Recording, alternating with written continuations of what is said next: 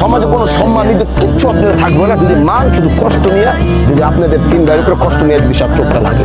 এজন্য আমি আপনাদের পা যদি আপনাদের হাত ধরি আমি আপনাদের পায়ে ধরি, আপনাদের তিনটা ভাইয়ের পাও আমার আইনা দেন, আমার বুকের মধ্যে নিয়ে আমি ধরি আপনাদের কমু। মা যতদিন বাইচা আছে, মা যতদিন বাইচা আছে, মা যতদিন বাইচা আছে মায়ের ভালোবাসেন, মার হক আদায় করেন।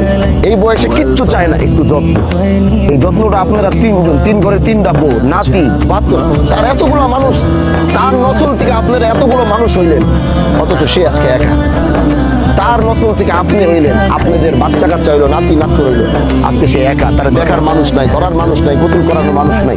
মানুষ এই যে কমপ্লেন করলো যে ময়লা মুলে আবর্জনায় গন্ধে থাকতে পারে না।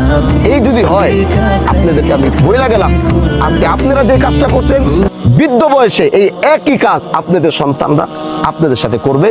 এটা হলো পৃথিবীর সবচেয়ে বড় বাস্তবতা, এটা মাইনা নিতে হবে, এটা রিয়ালিটি। এজন্য মারে যদি এখন একটু খেদমত করতে পারেন, সন্তানদের থেকে এটা পাবেন, সন্তানরা এটা আপনাদের জন্য করবে।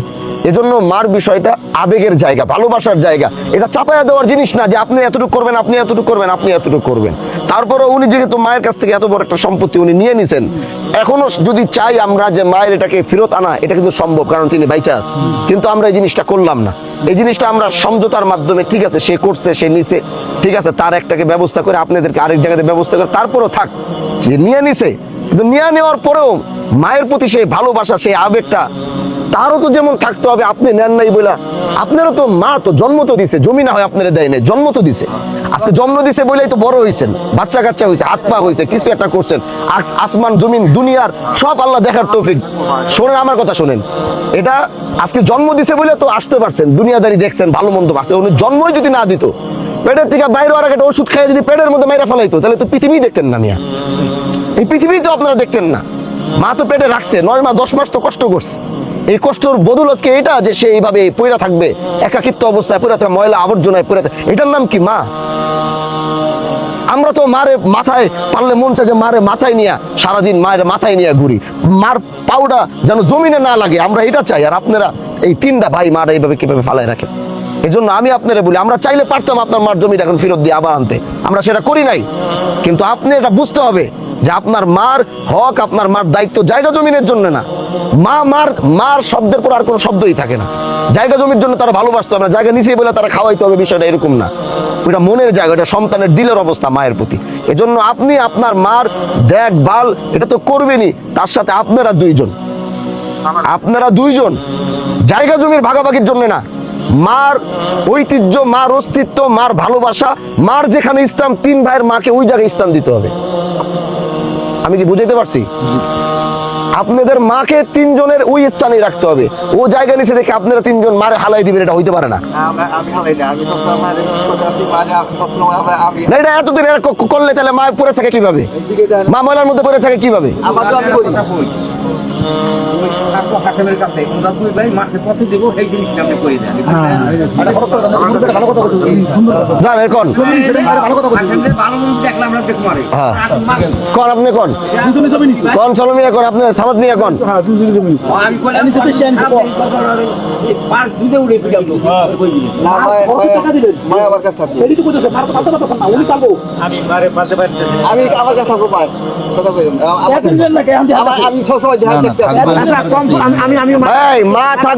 মা থাকবে হাশেমের কাছে। আমার কথা শুনেন, মা আপনার কাছে থাকবে না, আপনার কাছে থাকবে না, মা থাকবে হাশেমের। হাশেম যদি ওর দায়িত্ব নিভাইতে না পারে, তারপরে কার কাছে দেওয়া যায় আমরা আলোচনা সাপেক্ষে দেখবো। আমরা প্রথমবার হাশেমের কাছে দিয়ে দিতেছি, হাশেম যদি ব্যর্থ হয় তারপরে কার কাছে দিতে হবে সেটা আমরা করব। এটা আমরা বিবেচনার মাধ্যমে এলাকার সবাই, আমরা এলাকার সবাই তার কাছে খোঁজ খবর রাখবো। এখন হাশেম ভাইয়ের কাছে যে তার মা থাকবে, এখন হাশেম সাহেব নিজে ভ্যান চালায়, উনিও তো কষ্ট করে, তো ওনার তো একজন মার, ঠিক আছে তার দায়িত্ব, তার হক সে আদায় করবে। আপনাদের দুজনের হক মার প্রতি থাইকা যায় না? আপনারা হাশেমের কাছে থাকা অবস্থায় আপনারা দুইজন মায়ের জন্য কি দায়িত্ব পালন করবেন সেটা বলেন। ঠিক আছে বলেন, এখানেই বলেন সামার সাহেব, আপনি বলেন আপনি কি করবেন আপনার মার জন্য যদি হাশেম সাহেবের কাছে থাকে? আচ্ছা, এটা একটা কত, মানে এটা এই আপনি বলেন।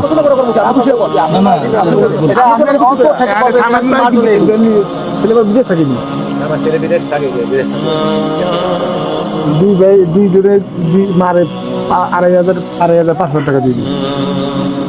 ঠিক আছে, ওষুধ দিয়ে রাতে খাওয়া দাওয়া টাকা বেশি টাকা না না না, আরে মাল লিখে তো বললে কলিজা দিয়ে দিব, 2,500 টাকা কি আবার, কলিজাটা বাই করে দিয়ে দিব, 5,000 টাকা দিয়ে দেবো। কলিজা বাই করে দিয়ে দিব। হাসেম তো মা কইছি এই কথা, আজকে হাসেমের কথা তো আমি খেয়ে দিয়েছি, ও বলছে যে আমি পারবো। এই বড় মিয়া সাহেব, কথা বুঝতে পারছেন? 2,500 টাকা আর আপনি 2,500, দুজনে মাসে 5 তারিখের মধ্যে দুজনে 5,000 টাকা দিয়ে দিবেন। এই 2,500 দুজন দেওয়ার পরে আপনার ভাগেরটা আপনি দিয়ে, মায়ের যেন 1% কমতি যেন না থাকে, মায়ের ওষুধের কমতি, মায়ের জায়গার পরিবেশ, খাট দুয়ারের মধ্যে কোনো কিছু যেন কমতি না থাকে। আপনি যদি ব্যর্থ হবেন তাহলে পরবর্তীতে আমরা আলোচনা করব, কিন্তু আমার মনে হয় যে আপনি মায়ের জায়গার দায়িত্বে ব্যর্থ হবেন না, এটা আমার বিশ্বাস। এজন্য সমাজের সামনে, মুরব্বীদের সবার সামনে আপনার কাছে আপনার মারে আমরা বুঝাই দিয়ে গেলাম।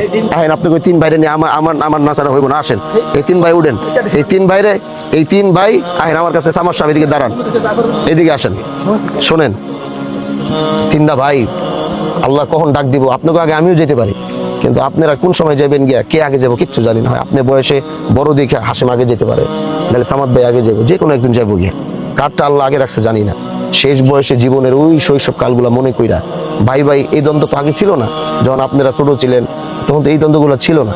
এই বয়সে আইসা আপনাদের আমি অনুরোধ করি, এই 3টা ভাই আসেন, হাতটা দেন আমার কাছে, এই 3টা ভাই দেন।